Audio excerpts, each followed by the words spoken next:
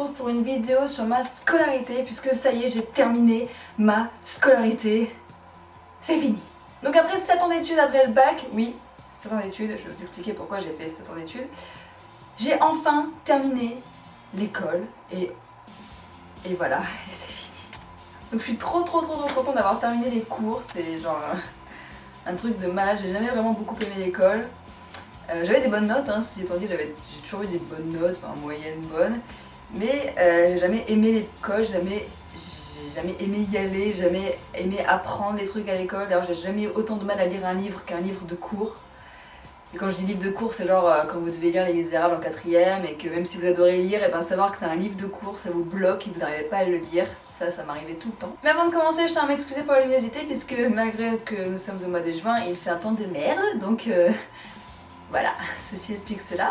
Donc il y a quelques jours, j'ai passé mon tout dernier oral, mon tout dernier oral, oui, c'était très bizarre comme liaison, bref. Mon dernier oral, c'était le 8 juin, le mercredi 8 juin, il était à environ 11h30, je suis rentrée dans la salle avec ma binôme, ma camarade sur laquelle on a travaillé ensemble pour notre projet de fin d'année. Je suis rentrée dans cette salle et là, 35 minutes, et là, sortie. Et quand je suis sortie des cours, je me suis dit oh mon dieu, c'est fini. C'est fini, j'ai fini mon oral, là j'ai plus aucun examen. Bon, j'ai pas encore eu mes résultats, mais je pense honnêtement que pour les rater, il aurait vraiment fallu que je me chie. Parce que comme j'ai à peu près 15 de moyenne, 14 de moyenne tout au long de l'année, il aurait fallu vraiment que j'ai 6 pour aller chier l'oral. Et ça, vu la tête des profs, c'était pas parti pour que j'ai 6, donc je pense que c'est ma partie. Donc du coup, voilà, j'ai fini, ça y est, même si je jette un peu la peau de l'ours avant de l'avoir tué. Mais bon, on va pas voilà, on va partir positivement, il n'y a pas de raison que ça se passe mal, etc. Donc après un an de travail sur ce projet, après les cours le week-end, en même temps que mon stage, etc. Pendant plus de 6 mois, ça y est, c'est fini, je suis enfin libre. Et aujourd'hui, j'ai mon premier week-end complet chez moi. Et là genre... c'est génial, sans travailler les cours, sans rien, je revis là, ça y est, je suis contente, j'ai pu regarder des vidéos, j'ai pu commencer à me remettre dans mes vidéos, etc. Parce que j'avais plus du tout d'idées, j'avais plus rien, j'avais même plus le temps de regarder les vidéos, j'avais plus le temps de rien faire.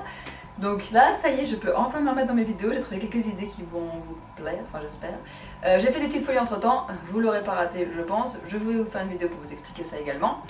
Mais voilà, en tout cas les études c'est fini, alors quel parcours j'ai fait? Eh bien c'est très simple, après au lycée je suis partie en série littéraire parce que les maths et moi ça fait 2, donc c'était hors de question que je parte dans une filière où il y avait des maths, et comme il y avait des maths en ES et en S, c'était hors de question. Donc je suis partie en L, et il y avait déjà des maths, des statistiques, des tableaux Word, pendant des tableaux Excel, etc. et c'était déjà trop pour moi. Donc je suis partie en L, j'ai fait anglais renforcé, donc j'avais 2 fois plus de cours d'anglais que ceux qui n'avaient pas pris ça. Et j'ai fait quelques voyages en Angleterre d'ailleurs quand j'étais au lycée, c'était cool, bref on s'en fout.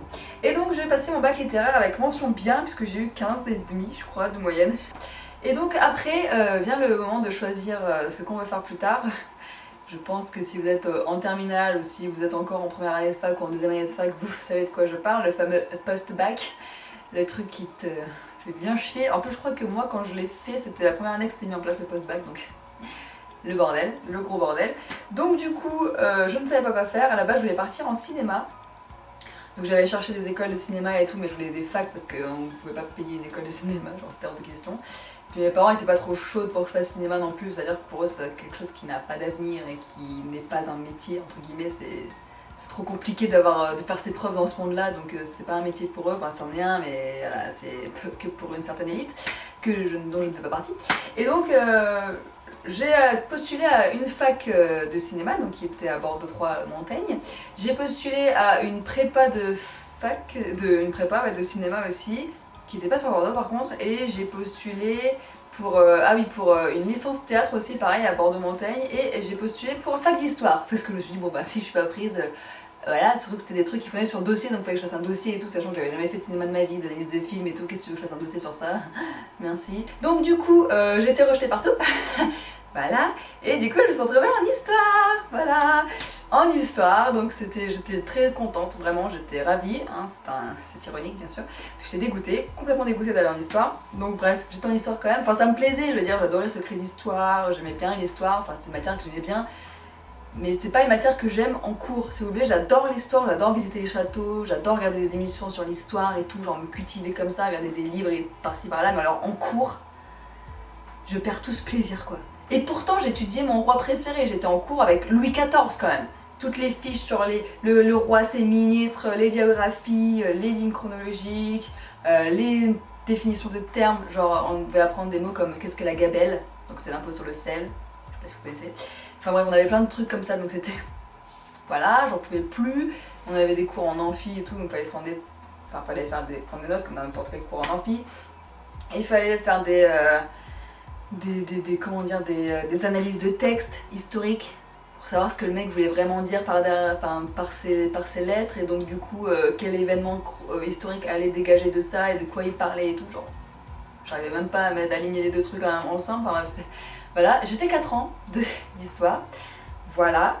Donc voilà, j'ai fait la L1, la L2, la L3, j'ai eu ma licence d'histoire, mine de rien, je m'en suis sortie quand même. Après il y a des cours qui étaient super cool, je vais pas vous mentir, la 3e année c'était vachement bien parce qu'on a eu des cours de com, on a eu plein de cours différents parce qu'ils avaient retravaillé la licence en fait, et donc du coup on avait plus tous les mêmes cours, mais c'était vachement bien, très intéressant. Et après je suis partie en Master 1, que j'ai eu d'ailleurs, où j'ai commencé un projet de mémoire que j'ai abandonné. Voilà, on avait commencé un projet de mémoire, donc moi je voulais travailler sur...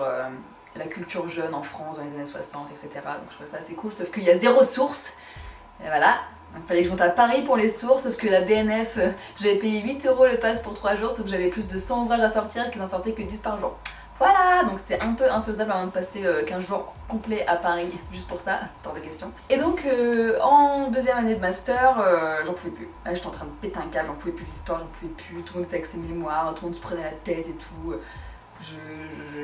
Je pouvais plus, genre ça me sortait par les yeux l'histoire, genre limite je rentrais chez moi, j'en ai pleuré, je voulais pas aller en cours le lendemain, c'était la catastrophe, j'étais vraiment en mode dépression mais totale. Du coup j'ai arrêté les cours sans le dire à mes parents, donc j'ai arrêté d'aller en cours, j'en pouvais plus. Et puis finalement j'ai réussi à en parler à mon père, je lui ai dit que j'arrêtais et tout, donc il m'a un peu engueulé quand même, enfin pas trop, mais bon il m'a dit ouais ça fait chier, tu vas faire quoi et tout, moi je veux bien que t'arrêtes, mais pour faire quoi derrière et tout, t'as intérêt à trouver une école, à trouver ce que tu veux faire et tout, donc j'étais un peu la pression. Donc du coup il fallait à tout prix que je sache ce que je voulais faire, et je ne savais pas ce que je voulais faire, parce que voilà, ce que je voulais faire c'était pas faisable, parce que voilà, il y a très peu de monde qui réalise ses rêves, on va pas se mentir, moi j'en ai pas partie, donc du coup je ne savais pas quoi faire. Et puis avec YouTube, je me suis rendu compte quand même que j'aimais vachement les réseaux sociaux, que j'aimais bien parler avec vous, etc., que j'aimais bien faire du digital quoi. Et donc je me suis lancée dans une école de communication et marketing où j'ai pu rentrer directement en 4e année, puisque j'ai fait un concours pour rentrer en 4e année vu que j'ai déjà une licence en histoire, bon voilà. Et du coup j'ai eu le concours, du coup je suis rentrée en 4e année, donc j'ai fait que 2 ans, et ça m'arrange bien parce que ça m'a permis de faire un prêt étudiant beaucoup plus petit que si j'étais rentrée directement en première année. C'était le petit problème de se dire bon j'ai appris à rembourser maintenant, comment je vais faire? J'ai intérêt à avoir un job en sortant de l'école, sinon je suis dans la merde, bref voilà. Donc du coup je suis rentrée dans cette école et donc j'ai fait 2 ans en communication et marketing et là je suis diplômée. Enfin, presque. Normalement, je crois. Donc je suis super contente d'avoir fini les cours, d'avoir finalement trouvé ce que je voulais faire. Ça m'a vachement plu cette école, même si bon il y a des cours que j'apprécie plus ou moins, genre la stratégie d'entreprise. C'était pas vraiment le cours, mais voilà, c'est pas le meilleur cours pour moi quoi, on va pas se mentir. Mais voilà, il y a plein de cours que j'aimais beaucoup, tout ça. Donc j'ai eu mon diplôme, enfin presque, mais c'est pas du tout. J'ai eu la chance après mon stage, parce que du coup j'ai fait 2 stages, dont le 2e qui a débouché sur un CDI en fait, et je suis trop contente. Donc en fait j'ai eu la chance de signer un CDI avant même d'être diplômée, c'est-à-dire que j'ai signé mon CDI au mois d'avril dans la boîte où j'ai fait mon stage, et je suis genre trop contente. Vous pouvez pas savoir à quel point ça fait du bien de se dire qu'on a fait ces études, on a fait ce prêt étudiant, pas pour rien, voilà, il y a quelque chose derrière, on a vraiment trouvé du travail, etc. Et je suis trop contente. Donc moi mon job c'est community manager, je sais pas si vous savez ce que c'est. En gros c'est quelqu'un qui va gérer les réseaux sociaux d'une marque et gérer la communauté d'une marque, qui va l'animer, qui va chercher des partenariats, etc. pour animer la marque. Je pense que vous connaissez à peu près ce que c'est. Donc moi je suis ça, et voilà, et je bosse dans une boîte qui est géniale, avec une équipe géniale, qui est très jeune, qui est très dynamique, et voilà, je kiffe mon job.